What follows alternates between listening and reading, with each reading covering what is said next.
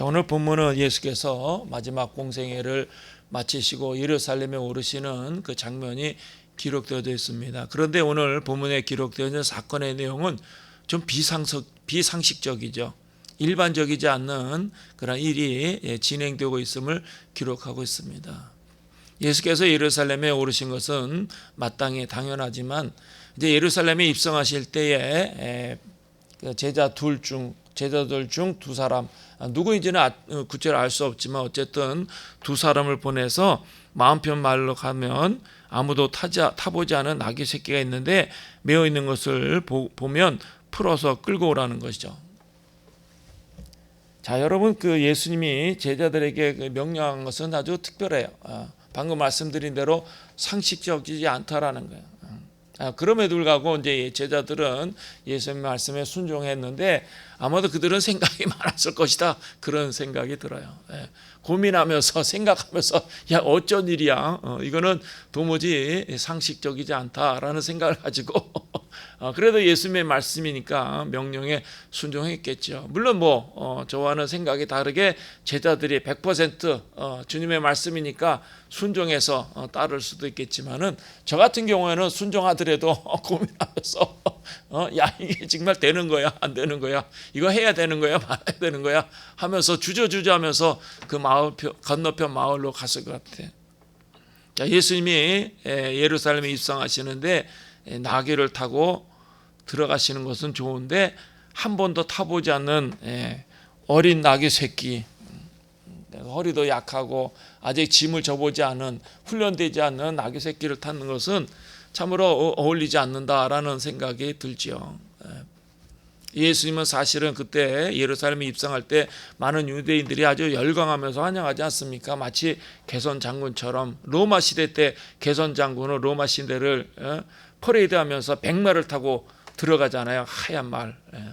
그래서 종종 이단의 교주들이 백마를 타고 찍은 사진을 올리기도 하고, 북한의 김정은이도 백마를 타고 달리는 것을 사진 찍어서 올리기도 하고, 어쨌든 이 백마를 타는 것이 이제 개선 장군들이 타는 말이고, 또 어쩌면 예수님께는 그것이 어울린다, 그런 생각이 들어요. 그런데 전혀 생각지 못한, 기대치 않은 어린 나귀 새끼를 탄다라는 것은 예수님은 그 당시에 많은 사람들의 관심과 또 사랑을 받고 열광 가운데 들어가기 때문에 그 분위기에는 어린 나귀 새끼를 타는 것은 전혀 어울리지 않지요.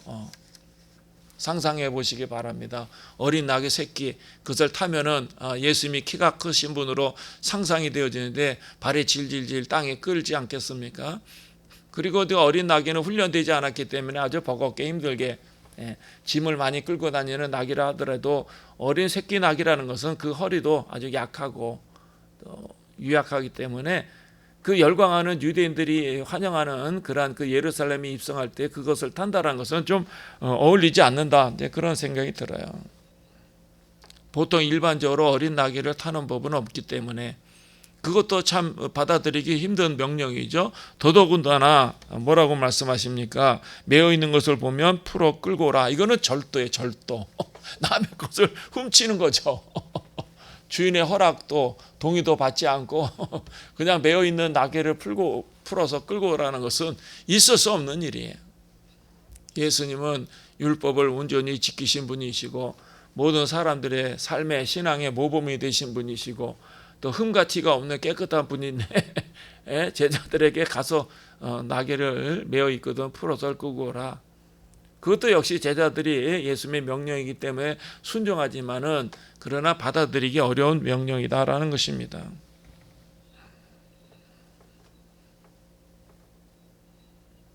그래서 그 나귀를 풀어서 끌고 올 때 만약 누구라는 것은 결국 나귀의 주인이라든가 아니면은 그 나귀의 주인이 누구인지를 알고 있는 사람이 옆에서 했겠죠. 너희가 왜 이렇게 하느냐 묻거든 주가 쓰시겠다 하라. 생면부지의 사람이 나귀를 끌고 가는데 그것을 동의하거나 허락할 수 있는 그런 나귀의 주인은 있을 수가 없는 거죠. 예수님이 직접 와서 사정 여하를 이야기하고 진행되는 모든 과정을 설명하면서 동의를 구하고 좀 협조의 것을 말씀하셨다라면 또 상황은 다를 수 있겠지만은 예수님의 제자들이 또 상의하지도 않고 물어보지도 않고 동의를 구하지 않고 나귀를 풀어서 끌고 간다는 것은 있을 수가 없어요. 그런데 주가 쓰시겠다 하라 예수께서 제자들에게 말씀하지 않습니까? 이것은 예수님이 이미 모든 것을 다 보고 계시다라는 사실을 우리에게 말씀하고 있는 거예요. 하나님은 어떤 분입니까?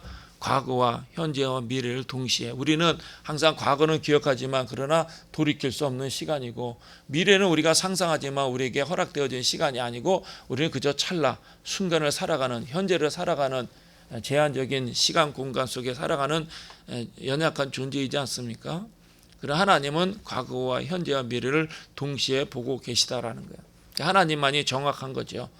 우리가 많은 경험을 하고 지식과 정보를 습득한다 하더라도 인간의 판단이라는 것은 제한적이에요. 항상 한계를 가지고 판단하고 분석하고 결정하기 때문에, 그래서 완벽하고 온전한 것이 아니에요. 우리가 왜 하나님을 의지해야 되는가? 왜 하나님의 도움을 구해야 되는가? 왜 하나님께 물어보아야 되는가? 하나님은 전능하신 분이시기도 하고 우리를 사랑하시는 것도 사실이지만, 근본적으로 인간과 피조물과 그 엄청난 차이, 우리는 항상 현재를 살아가기 때문에 아무리 똑똑하고 많은 지식과 정보를 습득한다 하더라도 모든 것을 정말 정확하게 분석해서 판단할 수 없기 때문에 인간의 판단과 결정은 완벽한 것이 아니에요. 그러나 하나님은 과거와 현재와 미래를 동시에 보고 계시기 때문에 그의 뜻이, 그의 결정이 정확하고 분명하고 확실하다라는 거죠. 그래서 사도 바울이 로마 교회 교우들에게 편지하면서 로마서 8장 28절에 뭐라고 기록하고 있습니까?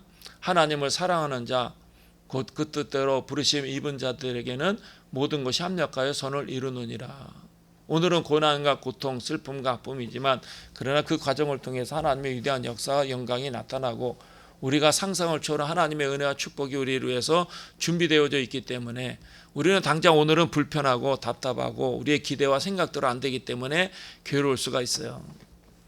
그러나 하나님을 사랑하는 사람, 또 하나님의 사랑을 받는 사람은 모든 것이 합력하여 선을 이룬다. 하나님의 영광만 드러내는 것이 아니에요. 우리에게도 유익을 준다라는 거죠. 나를 사람 되게 하고 내 믿음을 견고하게 하고 하나님의 은혜와 복을 누리게 하고, 더 나아가서 하나님의 영광을 드러내고 사람들에게 영향력을 미치는 복된 생을 살 수 있는 그 길로 인도하시기 때문에, 우리가 경험되어진 사건, 오늘 현재만 바라보기 때문에 답답하고 슬프고 괴로울 때가 있지만은, 그러나 하나님의 사람에게 결코 그것이 실패나 멸망으로 가지 않기 때문에 하나님을 절대로 신뢰하고 믿을 수 있어야 된다라는 것입니다. 그래서 하나님은 미리 내다보시기 때문에 오늘 예수님도 그 나귀를 풀어서 끌고 올 때 그것이 정상적인 것을 알고 계셨지만은, 그러나 혹 여기 이제 누가 주인이든지 아니면은 주인을 알고 있는 이웃이었던지 간에 그가 질문했을 때에 주께서 쓰시겠다라고 대답하면 기꺼이 내어주실 것이다라는 그 미래에 되어질 일을 내다보고 계셨다라는 거예요. 그래서 우리가 주님을 신뢰해야 돼. 하나님을 믿어야 돼. 그분을 의지해야 돼. 오늘은 엉망이고 오늘은 뜻대로 안 되고 오늘은 내 기대와는 전혀 다를 것 같아도, 그러나 하나님은 합력하여 선을 이루시는 분이기 때문에 절대로 우리가 실패하거나 망하도록 방치하는 분도 아니고, 내가 오늘 고난과 역경 가운데 있어도 그것으로 인해서 하나님 위대한 역사와 영광이 나타날 뿐만 아니라 우리의 삶의 풍성한 열매를 맺도록 우리를 인도하시는 그 과정이라는 사실을 우리가 믿고 신뢰할 수 있어야 된다라는 거예요. 전혀 걱정하지 말라는 거죠. 두려워하지 말라는 거죠. 의심하지 말라는 거죠. 불안해하지 말라는 거죠. 우리는 끊임없이 내 계획대로 생각대로 내가 원하는 대로 되어지지 않으면 고민하죠. 이대로 망하는 것은 아닌가, 실패하는 것은 아닌가. 저 자신도 과거의 것을 많이 경험했기 때문에. 왜 그러냐면 저는 도와줄 사람이 없어요. 많은 목회자들은 아버님이 다 훌륭한 목사님이든지 또 정치적으로 아주 영향력 있는 장로님들이든지 아니면 재정이 넉넉해서 후원하고 지원할 수 있는 배경을 갖고 있든지, 저는 뭐 그런 형편이 아니에요. 아무도 도와줄 수 있는 사람이 없어요. 양가 어른들이나 가족들이 다 그냥 고만고만 살고 있기 때문에 제가 어렵고 힘들다고 해서 재정적으로 지원할 수 있는 그런 배경을 갖고 있지 않기 때문에, 내가 무언가 확실하게 내가 손에 쥐고 있지 않으면 늘 걱정이 되는가, 불안해요. 내가 망하면 누가 나를 도와줄 것인가? 내가 실패하면 내가 과연 내 삶을 유지할 수 있을 것인가? 늘 걱정하는 거죠. 끊임없이 고민하고 걱정하고 불안해하고, 사실 그렇게 신앙생활 해왔어요. 사실은 숨길 수 없이. 그러나 주님은 항상 걱정하지 말라, 불안해하지 말아라, 두려워하지 말아라. 실제로 지금까지 지내오면서 하나님께서 함께 하셨던 그 놀라운 은혜가 얼마나 크고 위대했는가. 그때는 실패할 것 같고 망할 것 같지만은 고난은 있어요. 역경도 있고 시련도 있고 삶의 장애도 분명히 있어요. 그러나 그것 때문에 믿음의 사람들은 세상 사람들처럼 산산조각 나듯이 그 인생이 파괴되고 무너지고 망하고 그러지 않는다는, 그러지 않아요. 지금까지 잘 살아왔어요. 앞으로도 뭐 확실한 건 없어요. 분명한 건 없어요. 내가 믿을 수 있는 세상적이고 인간적인 것은 아무것도 없어요. 조금도 없어요. 그러나 하나님은 내 인생을 책임져 줄 것이다 믿기 때문에 걱정하지 않는 거죠. 두려워하지 않는 거죠. 그러니까 예수님은 너희에게 왜 이렇게 하느냐 묻거든 주께서 쓰시겠다. 아주 간단하죠. 심플해. 우리 주님의 말씀은 항상 심플해. 왜? 인간의 생각이 복잡한 거죠. 왜 복잡해요? 왜 복잡해요? 똑똑하잖아. 현대인들이 똑똑해. 지식과 정보, 보고 듣는 것이 많으니까 똑똑하기 때문에 복잡한 거예요. 결국은. 근데 그건 똑똑한 것이 아니에요. 주님의 말씀은 심플해요. 너 항상 기뻐해라. 너 그냥 쉬지 말고 기도해라. 범사에 감사하라. 게임 끝이에요. 더 이상이 없어. 막 이렇게 가야 되고 저렇게. 그 이단의 특징이 뭐야? 항상 복잡해. 막 이렇게 설명하고 저렇게 설명하고 이리 갔다 저리 갔다 막 신약에 갔다 구약에 갔다 막 아주 그러면서 은근히 자기 교주를 자랑하고 교주가 부활하신 다시 재림 예수다 그렇게 막 사람들에게 주입을 하잖아요. 그러나 복음은 항상 단순해. 제가 성경을 봐도 깨끗해. 군더더기가 없어. 주가 쓰시겠다. 그 한마디만 하라는 거예요. 그랬더니 뭐라 그래요? 즉시로 이르러 보낼 것이다. 그 6절에 제자들이 예수께서 이르신 대로 말한데 이에 허락하는지라. 사실은 이 주인이 누구인지 모르지만 나귀는 소중한 존재죠. 교통수단일 뿐만 아니라 또 농사를 질 때도 유대인들은 소를 끄는 것이 아니고 나귀를 끌려서 밭을 일구기도 하고, 북한에서는 소를 잡아먹지 않는다 그래요. 왜냐하면 교통수단이고 농사를 질 때 꼭 필요한 거기 때문에 모든 소는 당의 재산이라는 거야. 김정은의 재산이라는 거야. 그래서 죽은 소라든가 병든 소는 모르지만은 그 외에 건강한 소를 잡아먹었다가는 총살을 당한다. 그러니까 이 소, 여기 본문에 나오는 나귀가 얼마나 소중한 존재예요. 중요한 재산이야. 그 사람에게는 아주 중요한 재산이에요. 그 당시에 가격이 얼마인지는 모르지만은 그러나 정말 포기할 수 없는 재산인데 주님께서 쓰시겠다 하니까 기꺼이 내어드리는 거죠. 오늘도 우리에게 주님께서 쓰시겠다 말씀하시면 여러분은 무엇을 내어드릴 수 있나요? 제가 본당에 있을 때 농아인 목사님 옆에 저하고 같이 동기로 같이 명성께서 부목사로 지내신 분이 있어요. 지금도 그분은 계시는데 그분이 농아인이에요. 그래서 말을 못해요. 듣지도 못하고. 그래서 결혼해야 되는데 그 사모님은 참 착하고 예쁜 사모님을 만났어요. 그래가지고 그 처가에 가서 이제 처가 부모, 장인 장모 되실 분한테 이제 좀 결혼하려고 하니까 허락해달라라고 이야기를 해야 되잖아요. 농아인이 뭐라고 설명하겠어요?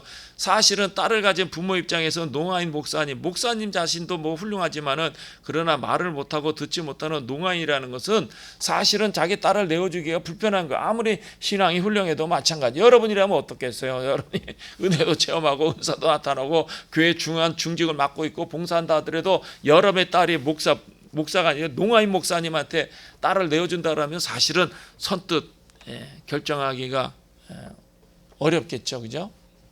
근데 그 목사님이 그 이제 처가에 가서 장인 장모 되실 분을 만나서 했던 얘기가 뭐냐면 제가 들었어요. 명성교회 있을 때 들었는데 주님께서 쓰시겠다 하십니다. 그렇게 얘기했다는 거야. 그래서 장인 장모님이 그분들이 신앙이 좋은 분들이니까 주님께서 쓰시겠다 합니다라고 이제 농아인 목사가 이야기하니까 이제 그 부모님이 할 수 없이 허락을 한 거예요. 내가 이 여인을 사랑합니다. 행복하게 해주겠습니다. 그런 게 아니야. 주님께서 쓰시겠다 합니다. 그러니까 할 수 없이 허락해가지고 뭐 딸 둘 낳고 아주 잘 지내고 있어요. 여러분은 어떻습니까? 주님께서 여러분 자신을 쓰시겠다면 여러분 무엇을 내어드리겠습니까? 여러분의 소중한 것, 여러분의 귀한 것 쓰시겠다라면 어떻게 대답하겠습니까?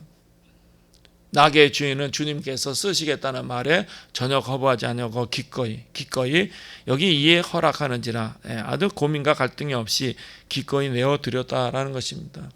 그래서 예수님은 이제 예루살렘에 어린 나귀를 타고 입성하게 하시게 되어지는데, 자, 어린 나귀 처음에 말씀드렸지만은 참 그게 분위기에 어울리지 않는 그런 어린 나귀를 탄다라는 것은 예수님께는 참 얼토당치 않는 그런 그 장면이지요. 그럼에도 불구하고 예수님은 어린 나귀를 타셨다라는 것은 우리에게 자기 자신을 드러내지 않는 겸손함을 우리에게 보여주는 거예요.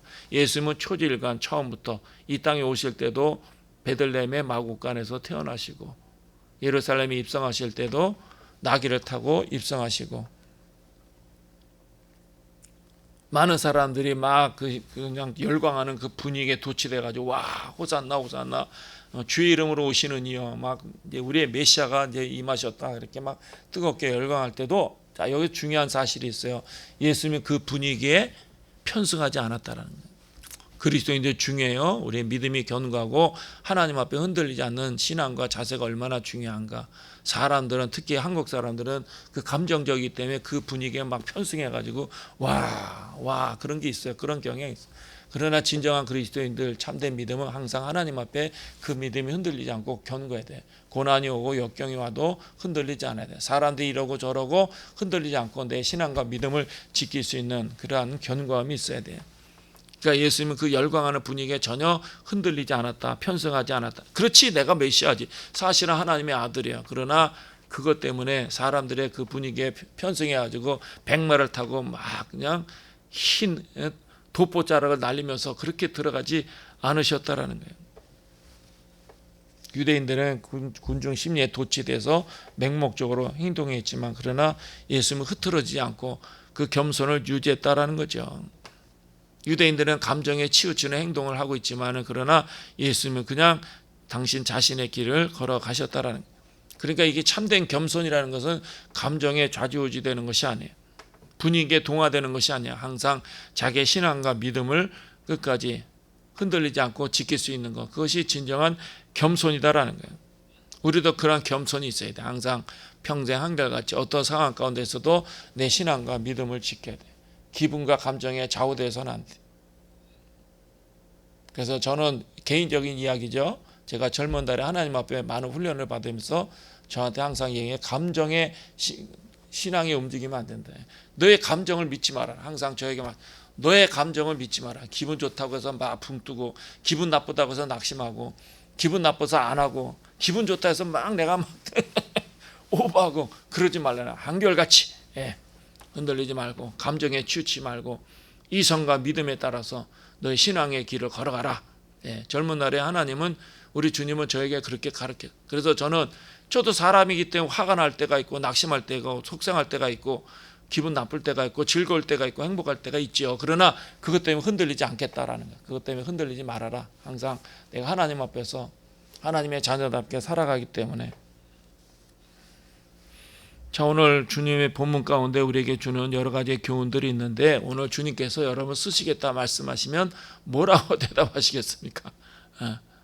여러분 자신을 쓰시겠다라고 질문하셨을 때 여러분은 어떻게 대답할 것인가 한번 깊이 생각하는 그러한 시간이 되기를 바랍니다.